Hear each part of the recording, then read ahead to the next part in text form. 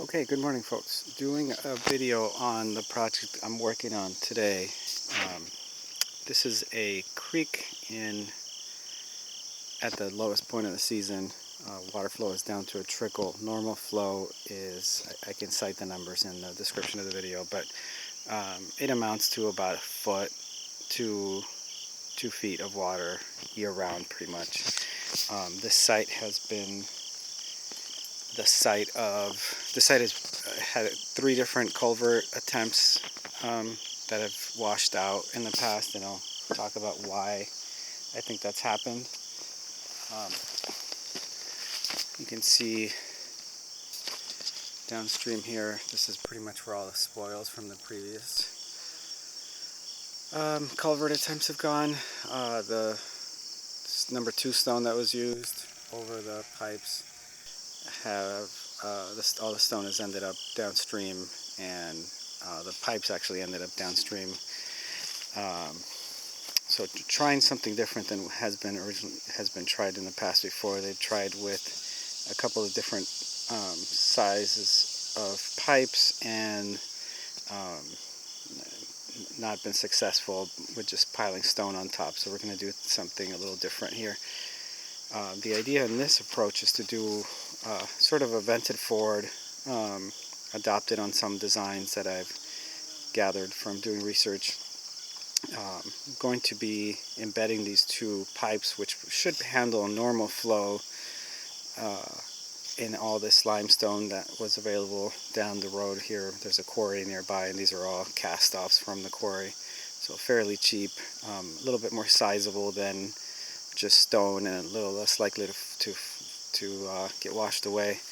And then incorporating these 3 rather heavy manhole cover structures, which are going to get anchored via rebar into the bedrock that's below. This is limestone bedding, sandstone bedding below us here. So the limestone is going to form the main armor for the ford, and depending on how that turns out, we may or may not do a small, definitely not structural, but just to hold stuff together, layer of concrete on top, and then we're going to be relying on these 3 manhole covers. They're pretty heavy units, about 2,000 pounds a piece, holding back the whole structure in place. So like I said, yeah, this has been a headache for the homeowner. It periodically this site gets heavy rain from some upstream valleys that gather up a lot of water and sort of release it all at the same time. And the inertia of that flow has really done a number on this area. This pile of gravel plus what's down there, it amounts to about 40 tons of rock that have been washed off this site. So that's why we're escalating things here a little bit, and I'll do another video as things continue. But just to give an original first approach at what's happening here, we're going to be stacking the limestone as a way of reinforcing the pipes without, not wanting to pour concrete here, if at all possible, and reinforcing the embedding of the pipes with concrete, with the limestone blocks. And then at the top, there may, depending on how elevations play out, we may have a thin layer of concrete, definitely not structural, that will hold the top layer. So the idea is that water is going to come through here and be allowed to go over. Once it overwhelms the 2 pipes, it will be allowed to go over the ford, and then these big heavy units here will help slow the flow down so as to not generate too much velocity. I'm going to pack everything else in with the